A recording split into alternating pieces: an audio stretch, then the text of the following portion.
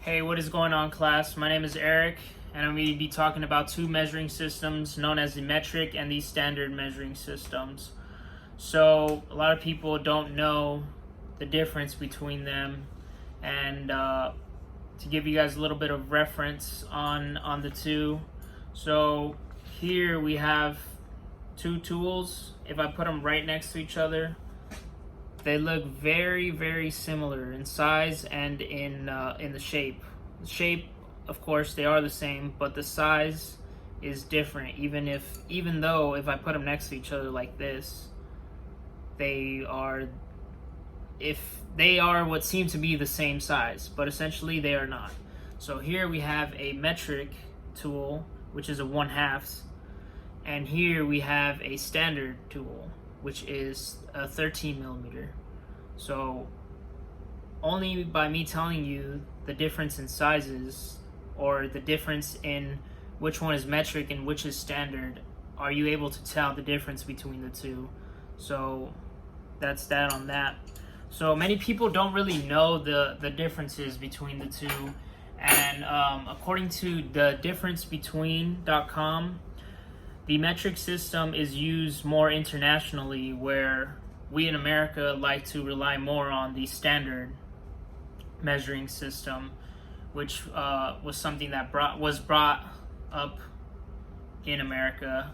But most of the other surrounding countries use the metric system. So the metric system, according to SplashLearn.com, are going to be your meters, liters, and grams, as opposed to the standard system that we use in America, which you know as miles, gallons, and pounds. A lot of the other countries like to use the opposite of what we use, which, going to other countries, it's kind of weird seeing they use kilometers and liters, milliliters, grams, stuff of that nature. Of course, we use that in America as well, but it's not common. So that's another difference right there. So according to history.com, the metric system was created along the lines of the 17th century. No one really knows when it was really brought upon, but around those times were when the metric system started being adopted amongst all the countries and stuff. Which I really don't like, the fact that we have so many measuring systems. I can understand some, but in the case where we have two tools that look exactly the same, I don't understand why we need two measuring systems. These tools, if I put them side by side, these tools are the same size, but they are not, because one is metric and one is standard.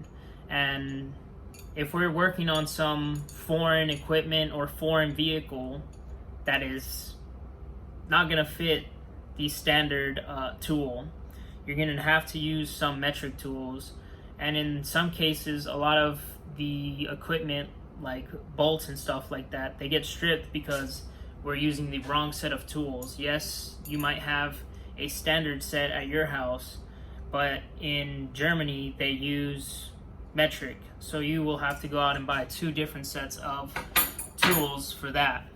Now, as opposed to speed, so for speed, I can understand why some measurements need to be in different forms, such as knots. So nautical miles are what we use to tell the speed of boats and such. So boats, I can understand why they need to use nautical miles, because it's a measurement based off the curvature of the earth, whereas miles per hour, not so much. We're not going that far where the curvature of the earth is affected or is affecting your speed. But it's stuff like that that people don't know, and those are some of the major differences that I read about and learned about.